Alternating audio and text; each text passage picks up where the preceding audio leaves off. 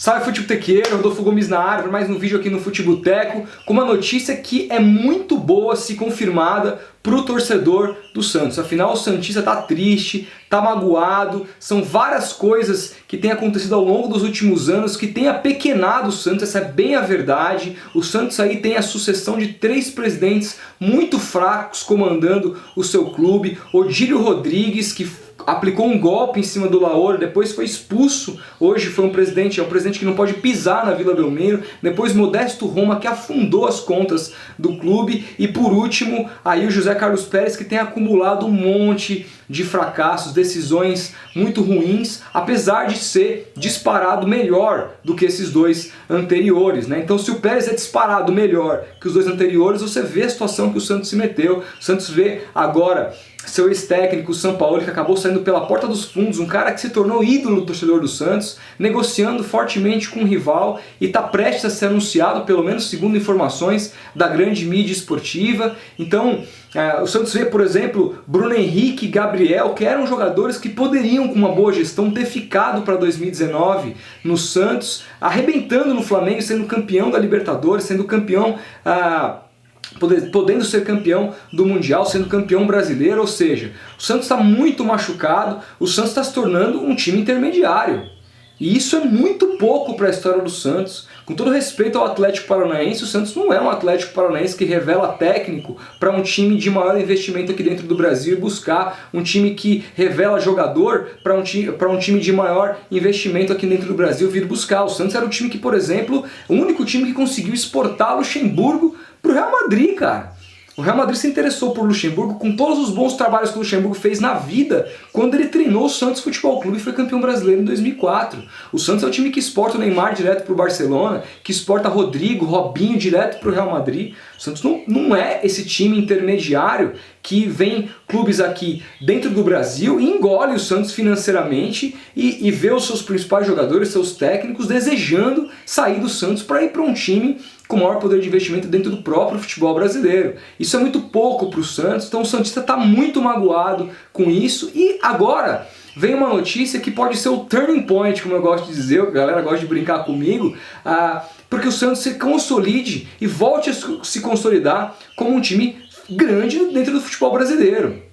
E eu estou falando de uma notícia que o Diário do Peixe, que é um portal que fala exclusivamente de notícias voltadas ao Santos, mas é um portal muito sério. Eles fazem jornalismo de verdade, eu os acompanho há muito tempo, como santista que sou, e eles deram uma notícia exclusiva que não saiu na grande mídia ainda, que é de um acordo encaminhado, eles falam bem isso, de um acordo encaminhado, vou deixar a nota aqui na descrição para quem quiser ler, do presidente Pérez, presidente do Santos, com a W Torre para reforma, um retrofit na Vila Belmiro. Eu cheguei a fazer um vídeo aqui alguns meses atrás, o vídeo inclusive acabou indo muito bem, de um acordo que estava próximo de acontecer com o Santos e com o Bolton Group, que era um grupo chinês. Inclusive o José Carlos Pérez chegou a ficar lá uma semana na China ano passado. Muita gente naquela época pensou que ele estivesse negociando o pato, mas não, ele estava negociando com esse grupo chinês para a reforma da Vila Belmiro. Depois o seu CEO italiano chegou a vir para o Brasil alinhavar o acordo, mas o acordo não foi para frente, e no momento que a gente estava esperando que isso fosse morrer, até porque depois desse acordo que quase saiu com a China, o Santos correu atrás, foi atrás, por exemplo, de arquiteto que colocou o plano, a obra em dia. Hoje já saiu inclusive vídeo 3D mostrando o que seria essa Vila Belmiro, ou seja, tem um projeto de qualidade ali alinhavado para essa reforma da Vila Belmiro que transformaria a Vila Belmiro numa arena para 22 mil pessoas em Santos. E a notícia do Diário do Peixe que o Santos alinhavou com a W Torre, mesma empreiteira que fez ali o acordo com o Palmeiras no Allianz Parque, para fazer uma Vila Belmiro nos mesmos moldes que o Allianz Parque, pelo menos em modelo de negócio. Claro que o Allianz Parque é do dobro do tamanho. No caso, a Vila Belmiro vai ter 22 mil pessoas apenas, mas vai modernizar completamente o estádio e aumentar a sua capacidade. Hoje o público da Vila Belmiro chega no máximo a 12, 13 mil pessoas, embora caiba 16 mil, mas nunca chega a 16 mil, porque o Santos tem cadeiras ali que não podem ser comercializadas, as cadeiras cativas do clube, aquelas que ficam de frente para a televisão ali, não, melhor, atrás da televisão, aquelas que não mostram, fica bem aqui na parte onde fica posicionada as câmeras, ali não dá para o Santos comercializar ingressos. Por quê? Porque donos compraram essas cadeiras de maneira vitalícia. O Santos permitia que isso acontecesse. Então, mesmo cabendo 16 mil, que é muito menos do que a Vila Jacobi em sua história, a Vila já chegou a ter público de quase 30 mil pessoas, ou até mais do que isso, salvo algum engano. Históricos aí podem pegar o que era a Vila Belmiro nos anos 80, nos anos 70, chegava nessa capacidade.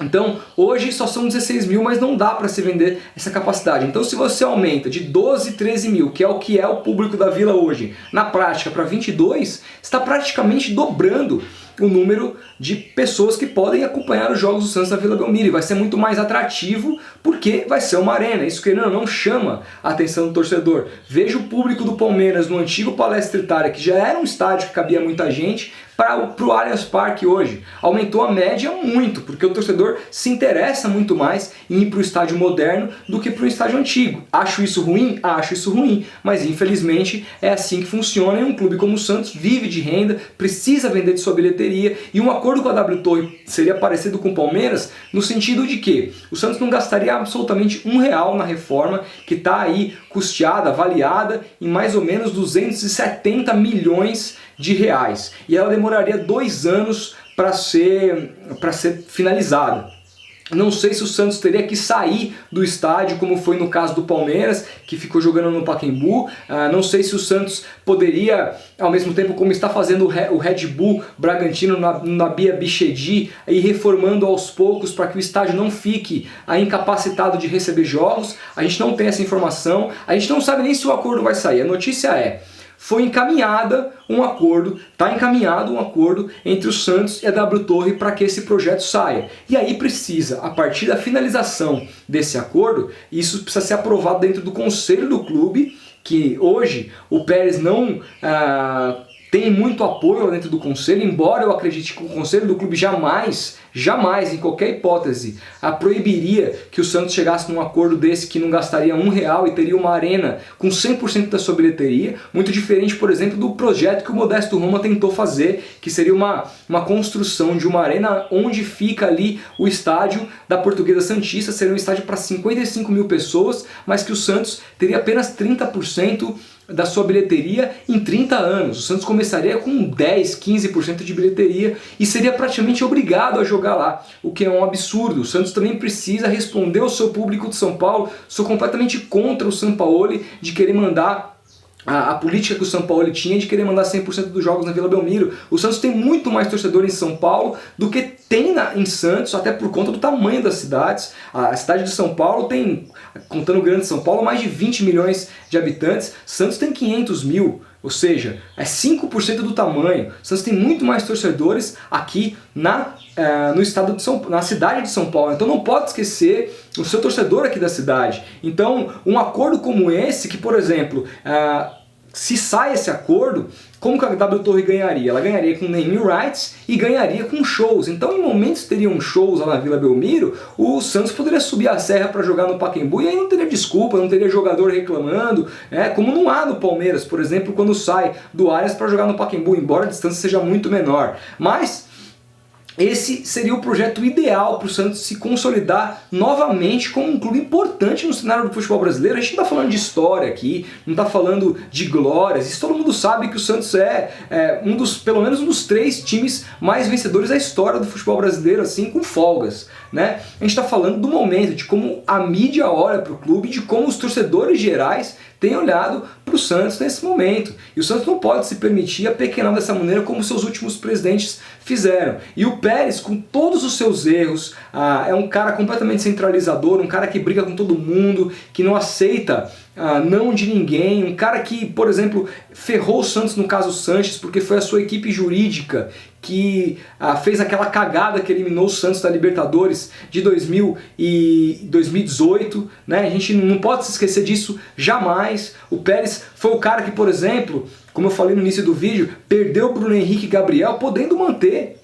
O Gabriel foi de graça para o Flamengo, o Pérez não quis manter porque não aceitou pagar o salário de 1,2 bilhão para o Gabriel e vendeu o Bruno Henrique a preço de banana para o Flamengo, e aí eu falo, pô, tudo bem, vocês não têm condição de pagar um salário de 1,2 bilhão para o Gabriel, mas vocês sabiam que, por exemplo, Brian Ruiz, Cueva e Uribe, essas três porcarias que não jogaram no Santos em 2019, os três somando dá 0 gols e 0 assistências no Santos em 2019, esses três caras ganham um salário maior do que Bruno Henrique e Gabigol no Flamengo, caras que arrebentaram e agora podem ser campeões mundiais, ou seja, uma gestão péssima feito pelo José Carlos Pérez. Mas se ele conseguir esse acordo que vários presidentes vêm tentando, que é dar uma arena ao Santos, até o próprio Laor tentou isso e não conseguiu, para mim foi o melhor presidente do Santos na história moderna do Santos, né?